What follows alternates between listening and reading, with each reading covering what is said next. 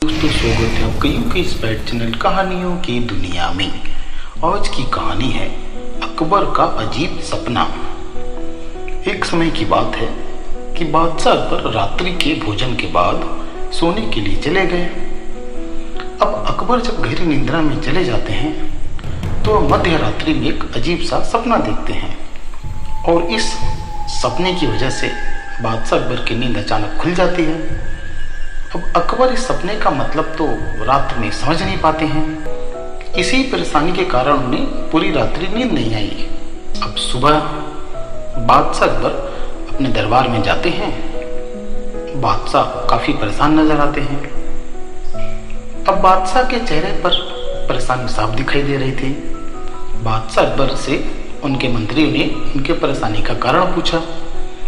तब अकबर रात में आए अपने सपने को सभी मंत्रियों के सामने सुनाते हैं और कहते हैं कि मैंने रात को एक बड़ा अजीब सपना देखा जिसमें मेरे सारे दांत टूट जाते हैं, सिर्फ एक ही दांत बचे रहता है। बादशाह ने सभी मंत्रियों से इस सपने के बारे में, इस सपने के पीछे का कारण पूछा। तब सभी मंत्रियों ने एक मत होकर अकबर को सलाह दी कि महाराज, किसी विद्वान पंडित या ज्योतिष से इस बारे में हमें पूछना चाहिए। वे ही आपके सपने का सही जवाब दे सकते हैं। अकबर ने अपने मंत्रियों की सलाह मानते हुए तुरंत बड़े बड़े विद्वान ज्योतिष और मौलाना को सभा में बुलवाया और अपनी सारी परेशानी ज्योतिषों को बताई। सभी ज्योतिषाचार्यों ने कहा कि जहां पना, इस सपने का तो एक ही मतलब हो सकता है कि आपके सारे रिश्तेदार आपसे पहले ही मर जाएंगे। अब ऐसा सुनते ही अकबर काफी क्रोधित हो जाते हैं और सभी ज्योतिषियों को सभा से चले जाने का आदेश देते हैं। बादशाह अकबर ने बीरबल को सभा में आने का तुरंत आदेश दिया। अब अकबर के आदेशानुसार जब बीरबल सभा में राज दरबार में उपस्थित होते हैं तब अकबर बीरबल से पूछते हैं कि बीरबल, इस सपने के विषय में तुम्हारी क्या राय है? अब काफी सोचने के बाद बीरबल जवाब देते हैं कि हुजूर, मेरे अनुसार इस सपने का मतलब तो बहुत ही अच्छा है।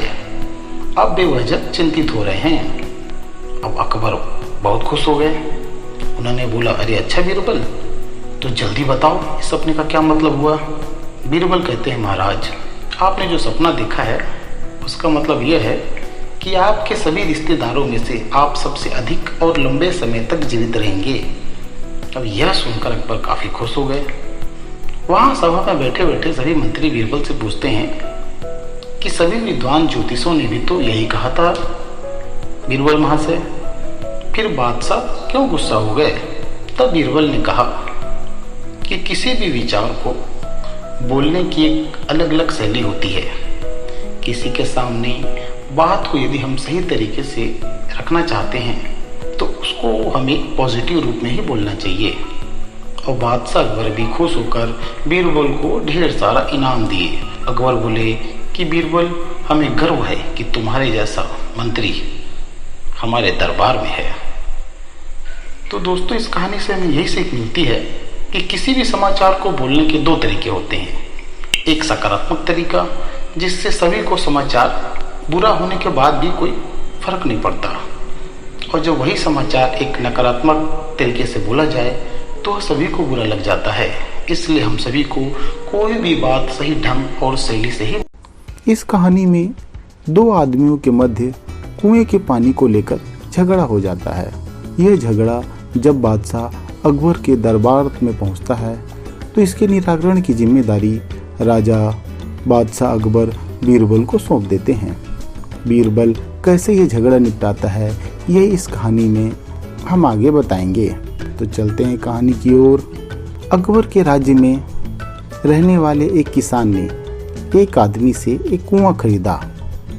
वह कुएं के पानी से अपने खेत की सिंचाई करना चाहता था। किसान ने कुएं की पूरी कीमत अदा कर दी थी, लेकिन जब अगले दिन वह किसान उस कुएं पर पहुंचा और पानी निकालने के लिए रस्सी के सहारे बाल्टी डालने लगा तो कुआं बेचने वाले आदमी ने उसे रोक दिया।